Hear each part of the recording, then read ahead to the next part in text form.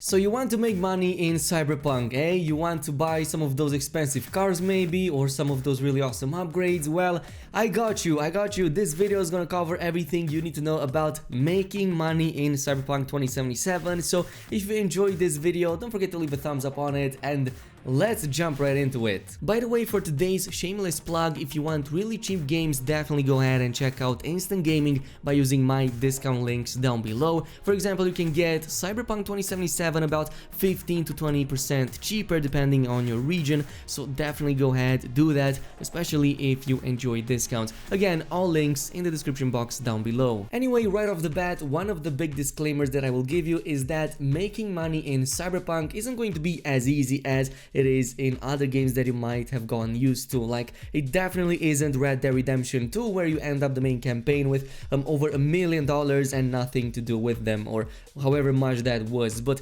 basically this is going to be a little bit more grounded, which in turn honestly I like more because it gives a bit more realism and immersion rather than being a CEO in like 30 minutes. So let's begin with one early way of getting some really quick cash, and that is of course doing the beat on the brat side jobs that are basically kind of like this brawler challenge quest chain that you get very early on in your apartment building. So as soon as you finish the prologue and reach V's apartment, when you exit it, you're going to notice the scene with a robot and a person fighting. So if you go ahead, talk with the coach, it's going to put you on the path towards this side job. But the payout is always going to be in the thousands of dollars it seems. But what makes it so good is the fact that you can almost always double that bet to get double the money, or at the very least money and an extra item on top that might be too expensive to buy it outright from a vendor. In the early game, the most accessible is probably going to be the one in Kabuki, where you have to fight these two twins.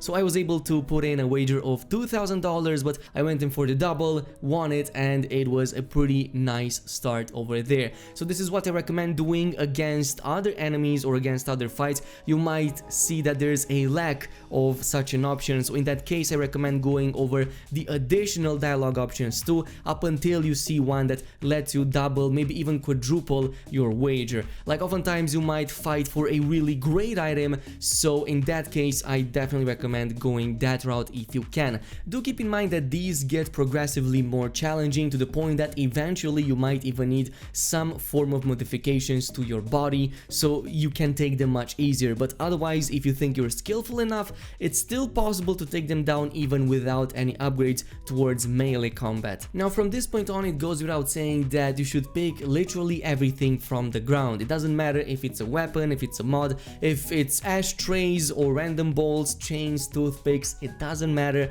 just pick it from the ground and then sort it out later when you sell it at a vendor. Especially the junk, you might find something like a bolt or a chain that for some reason sells for $1,000, which is going to be quite a nice boost right there. Of course, the biggest problem in the early stages is going to be your carry capacity, but there are luckily a few fixes for that with minimal investments. One of those is in the body athletics section, and you can get another 60 capacity on top of the one that you already have with just a couple of points right here. You can also add a titanium skeleton cyberware upgrade that can add another 20% capacity increase, but you're going to have to be lucky enough to get this to drop, or maybe find it at a Ripper dock. Also, since we are here, I would also avoid, as if my life depended on it, the scrapper passive in the crafting tree, since this automatically salvages your junk, and you really don't want that. You really don't want to salvage the junk, you just want to sell it for that additional eddy.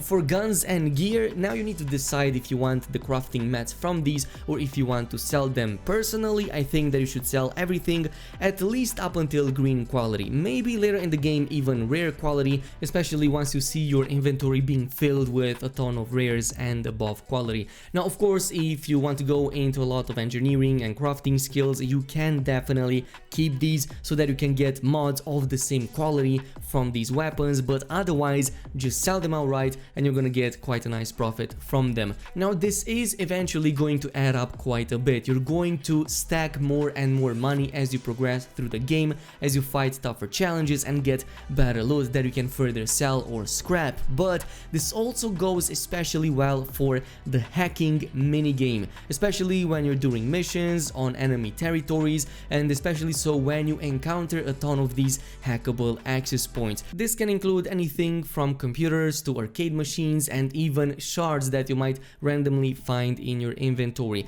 especially so if you find some of these arcade machines that seem to be quite common in most of the Maelstrom areas. You can go in, jack into them and start doing the hacking minigame. In this case, what I recommend doing is to try aiming for all of the payouts, so level 1, level 2 and 3, and if you can't do all 3 of them, at the very least level 3 and maybe level 2, since usually you can hack easier 2 of them instead of all 3 of them at the same time. This is why I also suggest investing 2 points into your intelligence and go in with the advanced data mine. The reason for that is really easy. If you put 2 points into advanced data mine, you're going to essentially double the amount of money that you get from these hacking minigames. And later on you can even invest some points into the extended network, assuming that you're going a bit deeper into the intelligence tree, and get it so that now all access points are much easier to see since they are now revealed in front of you. Moving on to number 4, it's probably going to be the most reliable way of getting money almost constantly, and that is going to be done through the gigs, not the side missions, the actual gigs below that. So this is something that you get from the fixers in each of the neighborhood. Like most of the time they call you and they tell you about a gig nearby that you can go ahead and complete. So usually what this does is that it involves a quick objective, like for example stealing something like a car or an object, or for example taking somebody out or rescuing somebody. So it's pretty easy and straightforward, but the payout is always going to be on the high side, and even with something like a moderate difficult gig, you're going to get at the very least $4,000 each time you do this, so it's not going to take too much time to complete these. So yeah, this is what I recommend doing. Go ahead and spam these gigs as much as possible and you're going to have quite a lot of money in no time. Now from this point on, and maybe in between these gigs, what I recommend doing is something that I talked about already a couple of times, which is the NCPD requests. You're going to find these often. They are even more so really easy,